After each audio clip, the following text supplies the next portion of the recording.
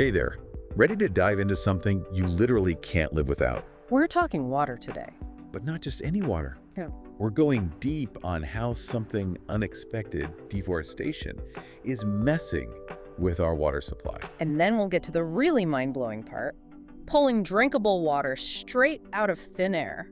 Does that sound like something out of a sci-fi movie or what? It's a fascinating challenge, that's for sure. It has implications for every single person on the planet. But before we sound the alarm bells too loudly, let me just add that there's some seriously cool research happening that offers a glimmer of hope. Okay, let's unpack this, starting with something we can all relate to. Our everyday water use. You know, like brushing your teeth, making pasta, that sort of thing. Exactly. You might be surprised to learn that just for the basics, drinking, cooking, washing, you need about 50 to 100 liters of water each day. Okay, that's more than I would have guessed, but it makes sense. I mean, water is essential. Absolutely. But here's where things get really interesting. If we're talking about a decent quality of life, having enough food, a bit of consumption here and there, that number skyrockets to about 4,000 liters per person daily. Wait, 4,000 liters? You're telling me just by living my life, I'm using what, like a small swimming pool's worth of water every day? That's insane. It really puts things into perspective, doesn't it? And it highlights just how important it is to understand where our water comes from and how it all works. We often hear about the blue planet and think water is this limitless resource, but there's a distinction we need to make between blue water and something called green water. Okay, I'm intrigued. What's the difference? Is green water like, I don't know, algae-filled pond water or something? Not quite. Blue water is what we typically picture when we think of water. Oceans, rivers, lakes. It's the water we can see and access easily. Green water, on the other hand, is the moisture hiding out in the soil. It's absolutely crucial for plant life. So like the water that helps my houseplants thrive, except on a massive global scale. Exactly. Plants use their roots to suck up this green water, and then they release some of it back into the atmosphere as vapor through a process called transpiration. Hold on, so you're telling me that trees are like these giant natural humidifiers, constantly adding moisture to the air? Precisely. And that, my friend, is how forests actually contribute to rainfall patterns, often thousands of kilometers away. But here's the problem. Deforestation throws a wrench in this whole delicate system. Oh no, this is where the deforestation is bad for water part comes in, right? Right. When we chop down massive areas of forest, we're not just getting rid of trees, we're messing with the planet's ability to release water back into the atmosphere. And less moisture in the air means, you guessed it, less rain. So if a forest is destroyed in one part of the world, it could actually lead to drier conditions thousands of miles away. You got it. Research shows that moisture from forests can travel incredibly long distances before it falls as rain. That means deforestation in one area can have a ripple effect on rainfall patterns across entire continents. Wow, that's a pretty powerful visual. It's all connected, isn't it? It's like a delicate balancing act, and deforestation is throwing the whole thing off kilter. Exactly. And to make matters worse, it's not just about the forests. There's another factor at play here. The rapidly expanding concrete jungles that are our cities. You mean urbanization? How does that play into all of this? Well, think about it. As more and more people move to cities, we replace absorbent soil with hard, impermeable concrete. So when it rains, less water can soak into the ground, which depletes groundwater levels and further disrupts the natural water cycle. It's like we're building barriers against nature's way of replenishing our water supply. It's like we're trading lush, water-absorbing forests for concrete heat islands that don't know what to do with all that water when it falls from the sky. A good way to put it. And let's not forget the added pressure of pollution on our water sources. Right. Because on top of everything else, we have industrial waste, agricultural runoff, and all that plastic garbage contaminating our rivers, lakes, and oceans. It's like we're adding insult to injury. You've hit the nail on the head. We have deforestation disrupting rainfall, urbanization preventing water absorption, and pollution tainting our water supplies. It's a perfect storm for a global water crisis. Okay, so we've got deforestation messing with our rain, cities turning into concrete sponges that can't absorb water, and pollution contaminating the water we do have. It paints a pretty grim picture. It does. So what's the fallout from all this? Well, scientists are seeing a worrying decline in what they call total water storage, or TWS for short. Total water storage. That sounds pretty all-encompassing. It is. Imagine you're looking at a giant bathtub, and that bathtub represents a specific region. TWS is like measuring all the water in that tub, not just the water in the bottom, but also any moisture clinging to the sides, the steam in the air, everything. It gives us a big picture view of a region's water resources. Rivers, lakes, groundwater, soil moisture, even snow and ice.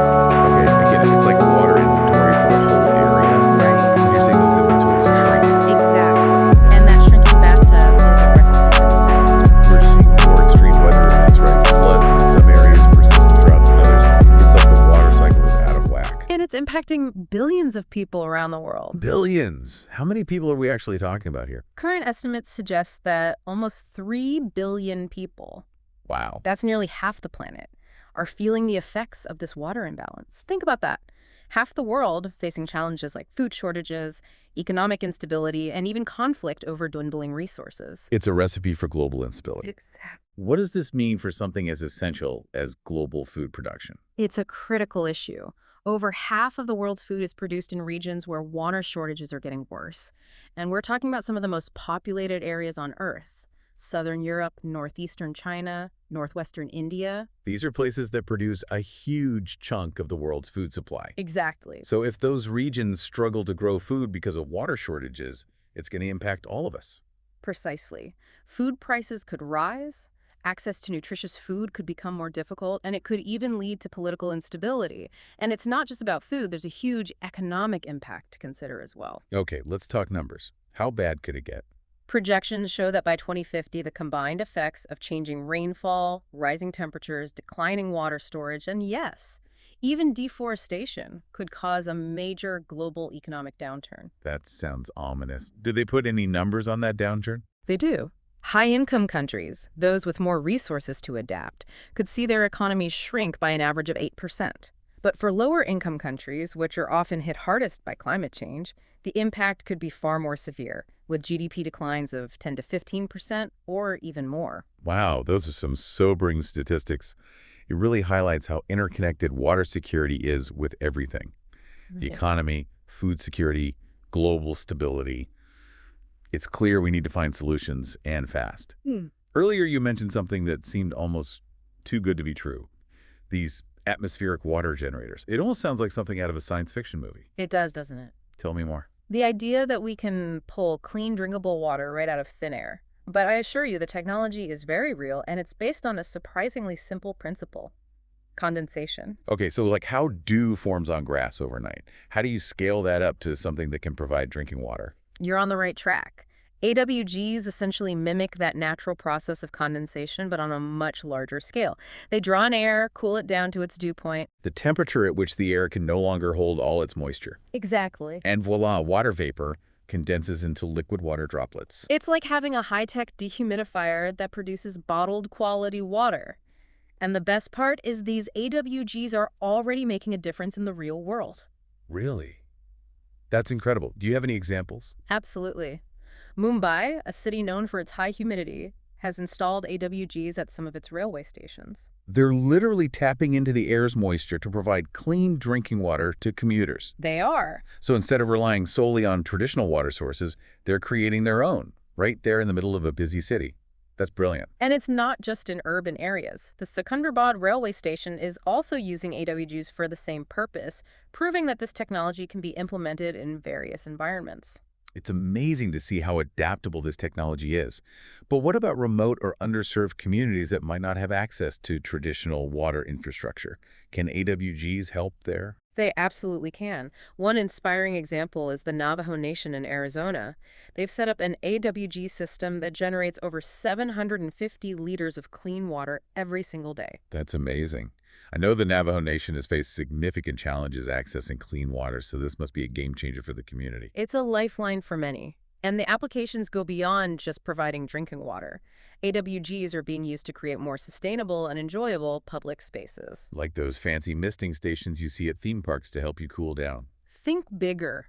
Imagine strolling through a park on a scorching day and being able to refill your water bottle with chilled, purified water straight from an AWG kiosk. That's precisely what Abu Dhabi is doing. incorporating them into parks and beaches to offer residents and tourists easy access to fresh, clean drinking water. It's about enhancing lives and building more resilient communities. Okay, so we've got AWGs popping up in cities, aiding remote communities, and even making parks more enjoyable. But it seems like this technology could be a real game changer in other areas too. What about disaster relief? Absolutely. When a natural disaster hits, access to clean water is often one of the first things to go. Imagine being able to airdrop these AWGs into disaster zones, places where traditional water systems have been wiped out. They could provide an immediate, independent source of safe drinking water, potentially saving countless lives. It's like turning air into a lifeline. That's powerful stuff. Yeah. And it's not just about responding to emergencies, right? We're talking about using this technology to help industries become more sustainable too. Exactly. Many industries require massive amounts of water for their operations, everything from manufacturing to energy production. This puts a huge strain on our limited water resources. It does. But AWGs offer a way for these industries to reduce their reliance on groundwater, maybe even become water neutral. So instead of depleting aquifers and stressing water systems, they could essentially create their own water supply. That's a huge step towards a more sustainable future. Mhm. But let's be real, this all sounds almost too good to be true. There's got to be a catch, right? Uh, What's the downside of this magical water from air technology? Well, the biggest hurdle right now is the cost. A mid-sized commercial AWG unit can set you back anywhere from $30,000 to $50,000. Yeah, that's a hefty price tag, especially for communities struggling to make ends meet or for cash-strapped governments. Are there any ways to make this technology more accessible, more affordable for everyone? What about those public-private partnerships we often hear about? You're on the right track. Public-private partnerships could be key to wider AWG adoption. Governments and private companies could team up, sharing the costs, the expertise, and the resources to make these systems more affordable and accessible on a larger scale. So instead of shouldering the entire burden alone, governments could leverage the innovation and resources of the private sector to make AWGs a reality for more people. Are there any other out-of-the-box financial models being explored? There is one fascinating concept being tossed around called AWGs as a service. Imagine this. Instead of buying these expensive units outright, municipalities could essentially subscribe to a service. They'd pay a regular, manageable monthly fee. Then, if a water crisis hits a drought, a natural disaster, whatever it may be, the company would swoop in and deploy AWG farms to ensure a continuous supply of clean water. So it's kind of like an insurance policy for water security. Exactly. You pay a predictable fee, and if disaster strikes, you're covered. I like it.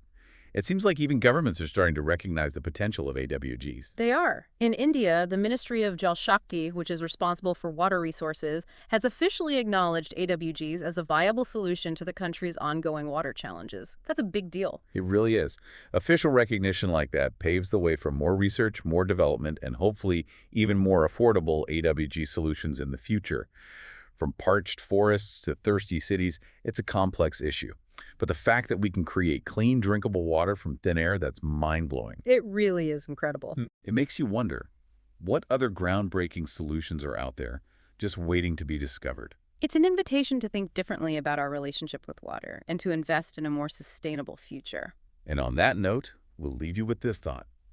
Imagine a world where every city, every town, even your own home, could one day have its own AWG, providing clean, sustainable water on demand. Something to ponder until our next deep dive.